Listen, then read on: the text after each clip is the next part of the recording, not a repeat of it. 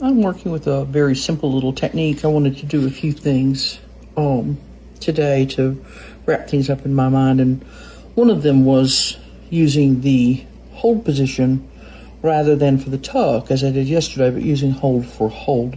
So I'm making the front and presumably the back of a little smock top of some sort, and this is just a garter stitch hem or edging for the top, and then the body, and then a little bit of garter stitch. You can't see it now because of the weights.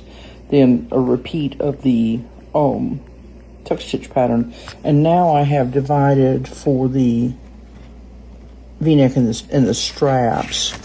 And so in order to do that, I could come off on waist and rehang, and I'm not going to on these. You know, the free needles are the glory and the bane of the Hamanaka. So what I've done is I've put the left half into non-working position, and now I'm just doing even decreases till I get down to 10 stitches. Then I'm going to bind off. Maybe I'll do 2 or 3 rows. I'll look to see how far it is. It doesn't really matter because everything can be adjusted, you know, once you run through it once and it's horrible and you figure it out. And so I'm just decreasing one on each side as I showed in the techniques thing until I get down to 10 stitches. Then I'll probably knit a few rows and then bind it off. Then what I'll do is I'll come back and put these needles into work. This side will be out of work entirely, and these needles will need to come into work. That's going to be a little bit of an issue with the Hamanaka because of the way that the weight works, and I'm going to do a different cast on after I finish this, so I'll just struggle my way through. I really need to be off this. I need to have the ability to get off this comb, and I figured out how to do it. It's just that I didn't do it because I set this up last night. I wanted to see how this thinner yarn worked.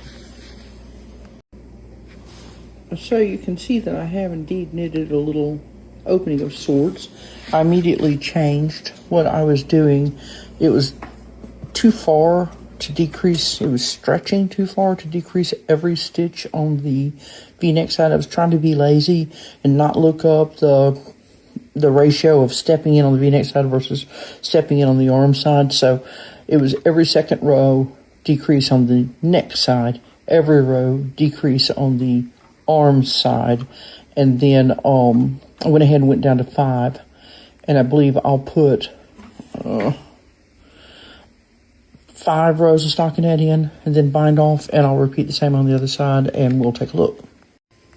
So I've bound off, and you can see that I do indeed have a little strap and collar line, and you can see the mess of the weight. This has got to end. I'm going to end this very shortly. I figured out a way to E-wrap. But now what I will do is these needles that were out of work, which means in between there and there, so that none of the cams can catch them and get them into a cam path. The carriage just passes over them. Now I'm going to move the stitches onto the back bed and carry on from there. And I wonder if I should have done this on the front bed, and I should have, because I could have had it stockinette. So actually, let's move it to the front bed.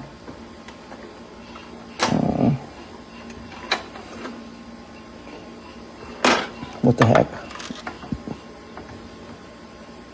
I can practice decreases another way. So this one side's going to be, this little strap is purl side, and the other little strap will be stocking side. So they're not going to match, but this didn't take very long to do, and it'll be interesting to see which side looks better. I suspect that having stocking stitch on the skirt and the strap is going to look better than going into purl on that. Instead, it would have looked like this. Okay. Here's a little trial bodice front. I think it turned out rather well. I'm going to work on the cast on. I figured out a way to E-wrap. On this side, I was on the back bed, and so it went to the purl side for the strap. On this side, I worked on the front bed, and so it went to the stockinette, the knit side for the strap, and I think that this looks better, even though it was kind of tricky working on the bed that was toward me, but everything's good for you. And so that's actually pretty successful. It's on 40 needles with Hirschner's Afghan, which looks like a sock yarn, but it's pretty flat, and so it acts like a thinner yarn than a good, firm sock yarn. Anyway, there's a little bodice using short rows and just using the out of work position in order to keep things in hold while you're working on one thing, and then you go to the other, as in these straps.